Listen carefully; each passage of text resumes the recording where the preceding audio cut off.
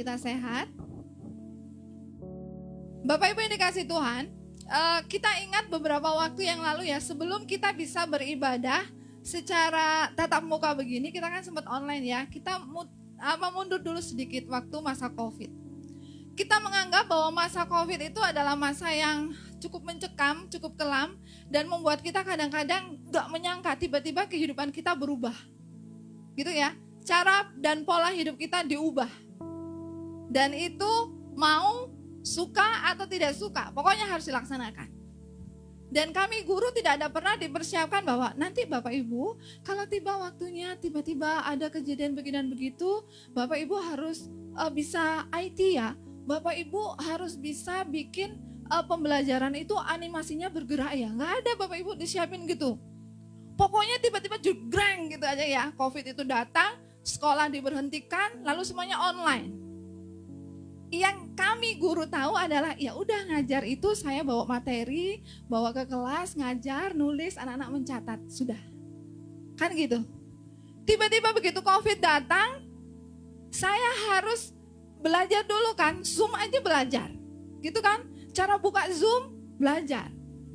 Lalu cara nge-share PPT di Zoom belajar. Nggak langsung pinter, nggak langsung bisa. Gitu ya. Kadang-kadang tengah-tengah gitu bingung nih. Terus dulu nyalain speaker itu kan sering kita lupa. Mikrofonnya tuh sering tuh kita lupa matikan, gitu kan. Lalu kedengaranlah semua suara-suara di rumah, gitu ya. Atau kalau saya lagi nge-zoom sama anak murid saya, dia lupa matikan, saya dengar tuh suara mamanya. Ayo, belajar, anak-anak, gitu kan. Kakinya, lihat Bu Guru. Ya, itu kan bisa kedengaran. Gitu ya Bapak, itu masa-masa COVID. Lalu toko-toko yang biasanya menunggu orang datang gitu kan, menunggu ada pelanggan datang kan gitu ya, kalau kita buka toko kan kita nunggu pelanggan datang gitu ya. Tapi begitu COVID jegreng gitu kan, mau nggak mau kan semua pedagang juga harus belajar gimana supaya tanpa ada pelanggan datang jualan saya tetap kejual gitu kan. Mulailah foto, posting, segala macam, tapi itu kan proses. Jadi maksud saya gini Bapak Ibu, semua yang kita anggap bahwa itu adalah sesuatu yang buruk, sesuatu yang tidak kita inginkan, tapi ternyata ada beberapa sisi yang ternyata membuat kita itu bertumbuh, membuat kita belajar, membuat kita pinter, membuat kita akhirnya berinovasi. Gitu ya Bapak Ibu ya, ini tentang COVID. Nah begitu juga dengan kehidupan kita sebagai orang percaya. Tema kita di bulan dan di waktu ini adalah kita harus menang terhadap masa lalu. Masing-masing kita juga punya masa lalu yang pasti berbeda lah antara satu dengan yang lain. Gitu ya Bapak Ibu. Saya yakinlah masing-masing kita ada nih yang mungkin masih terngiang-ngiang gitu ya, masih teringat-ingat, masih sulit lupa dengan masa lalu. Yang kita menganggap bahwa itu kegagalan besar yang tidak termaafkan. Gitu ya, kadang-kadang kita merasa seperti itu. Tapi mari kita belajar dari satu bagian firman Tuhan yang akan kita renungkan bersama. 1 Timotius 6 ayatnya yang ke-12.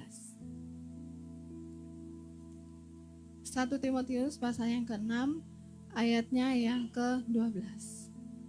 Bertandinglah dalam pertandingan iman yang benar dan rebutlah hidup yang kekal.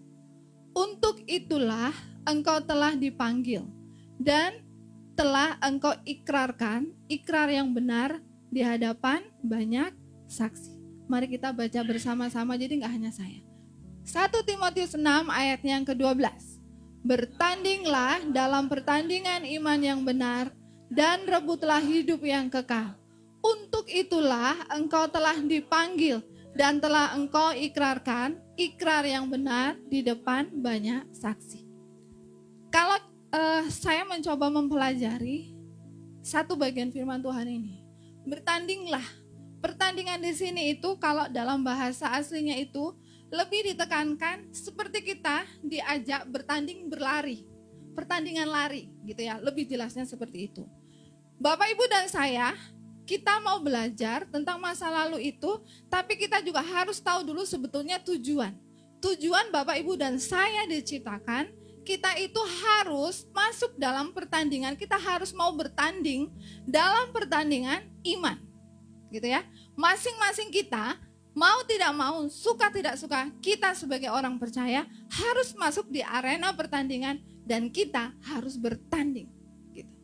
Artinya nggak ada tuh santai-santai, berhenti dulu dong. Namanya orang bertanding, sebentar-sebentar capek kan, nggak gitu. Namanya bertanding itu kita akan berusaha.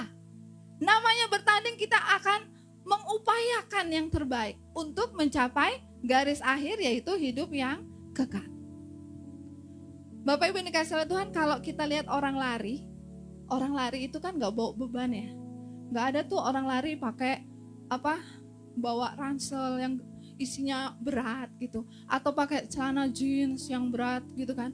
Pasti pakaiannya aja seringkes mungkin, yang gak akan buat dia itu kesusahan untuk berlari. Ya kalau celana jeans kan serak kan juga gak enak, ya kan?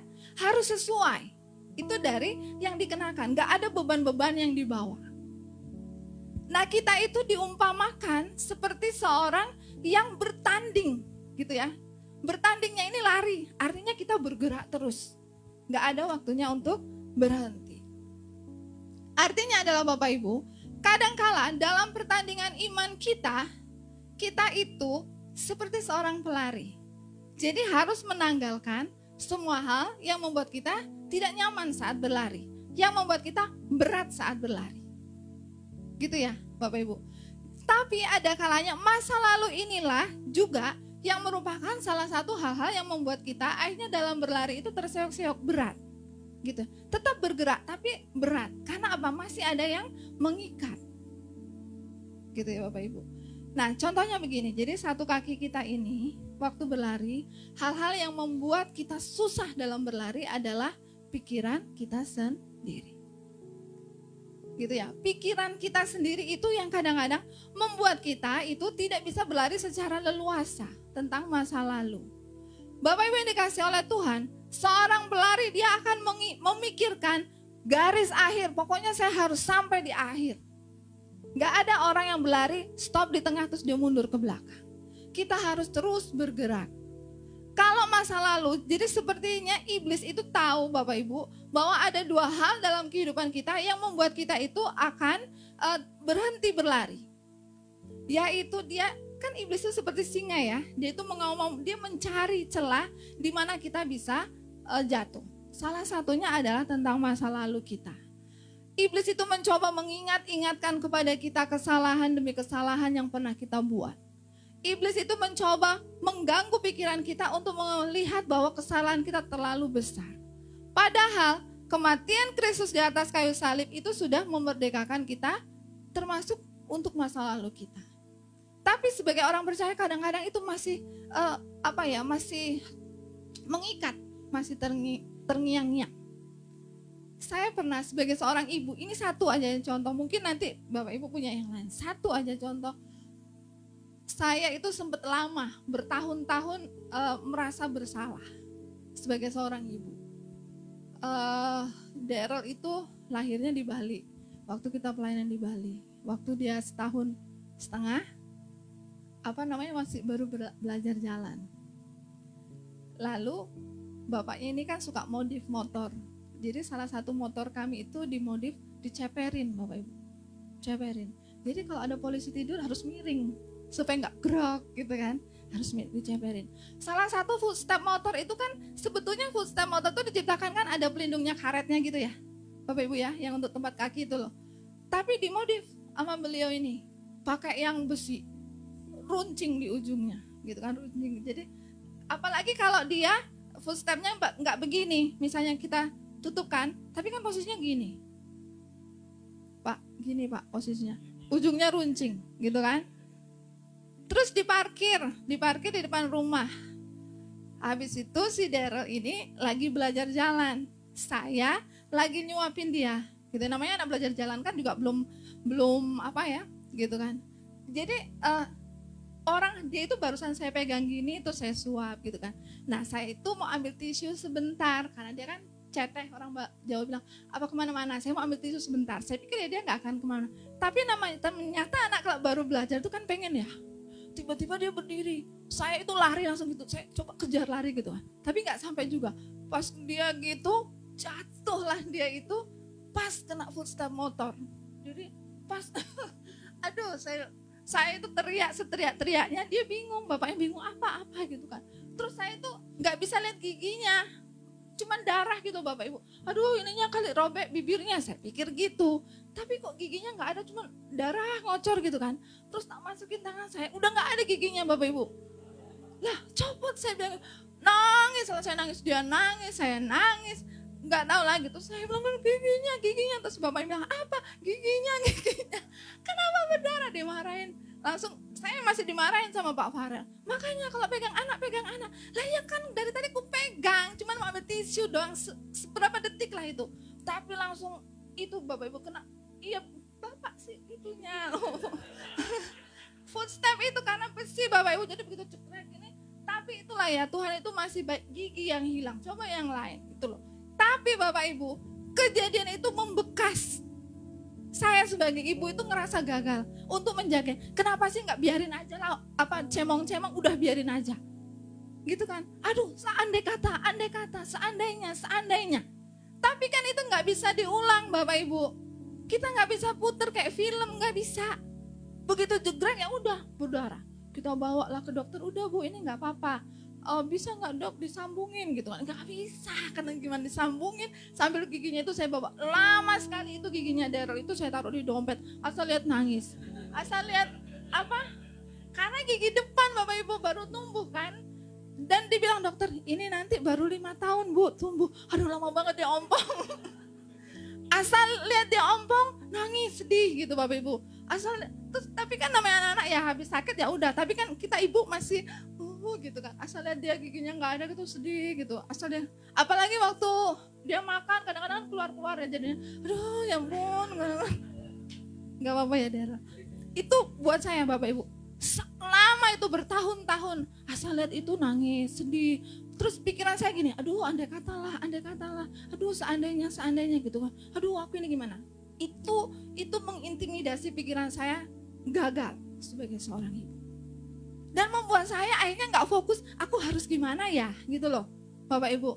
Masa iya sih dia akan tersakiti dengan hal itu, atau Tuhan nggak sayang sama Dara? Enggak.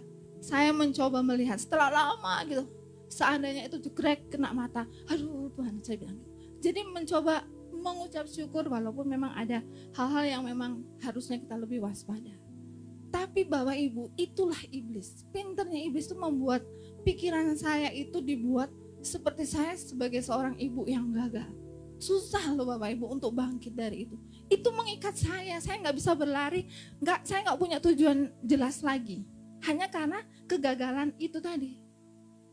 Padahal Bapak Ibu yang dikasihi oleh Tuhan sudah menjanjikan selama kita berlomba, selama kita berlari, Tuhan kasih kekuatan, Tuhan kasih kita kemampuan untuk terus ada di sana. Namanya orang lari, di situ pasti ada kerikil, di situ pasti masih ada lubang, nggak mungkin jalannya lurus. Dalam mencapai tujuan yang Tuhan tetapkan, kita akan menghadapi banyak hal. Kita akan diputar-putar dengan kesalahan, diputar nih di otak kita, kesalahan kamu ini, kegagalan kamu ini, kamu dulu kan pernah begini, begitu dan begini. Padahal kalau kita tetap fokus bahwa kita tujuannya adalah hidup yang kekal, kita pasti akan mengingat bahwa Tuhan sudah memerdekakan kita terhadap masa lalu kita.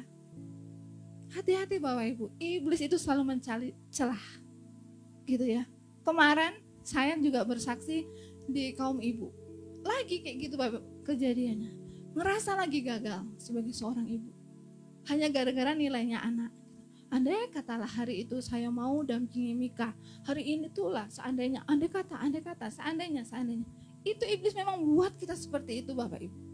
Saya tidak tahu, Bapak Ibu dan saya atau anak-anak muda, saya pernah itu ngerasa, sebagai anak itu ngerasa menyayangkan.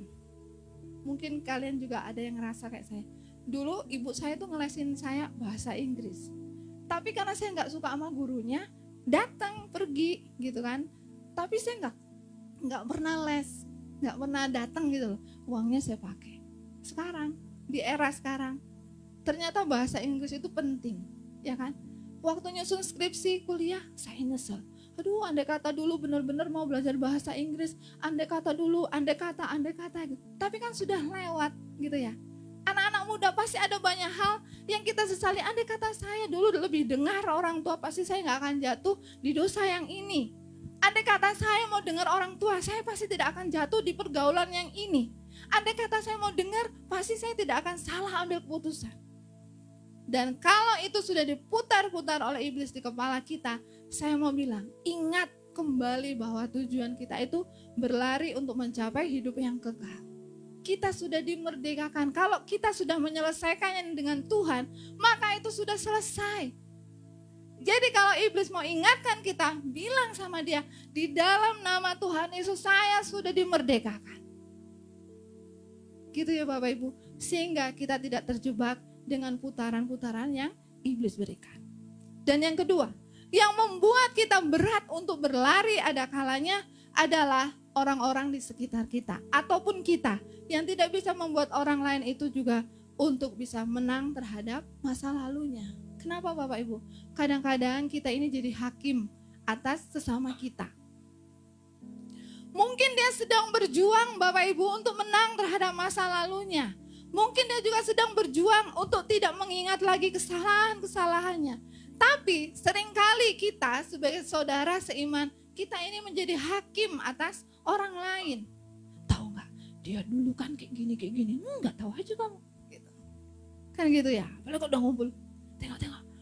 Dia dulu aja, sekarang aja kayak ke gereja. Padahal dulu tahu nggak? Gitu. Kadang-kadang kita menjadi hakim terhadap sesama kita. Kita tidak tahu, mungkin dia sedang berjuang Bapak Ibu. Mungkin dia sedang berupaya. Tetapi kita menghakimi dia dengan pikiran-pikiran kita. Kita menghakimi dia dengan perkataan-perkataan kita yang justru sebetulnya kita menaruh beban terhadap hidupnya.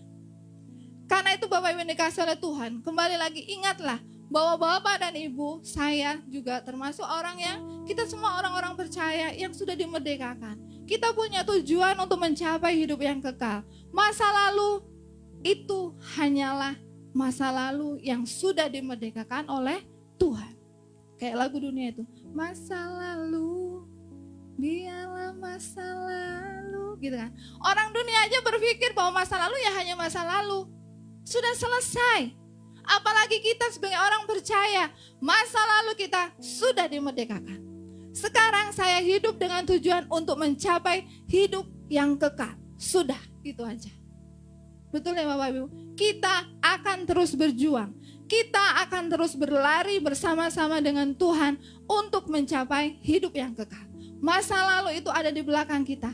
Dia hanya akan memberikan pembelajaran, bukan mengikat kita dan memberatkan kita saat melangkah. Seperti COVID. Dia memang banyak orang yang tersakiti dengan COVID. Banyak yang kehilangan. Tapi dari COVID kita juga punya sisi di mana kita belajar. Begitu juga dengan masa lalu.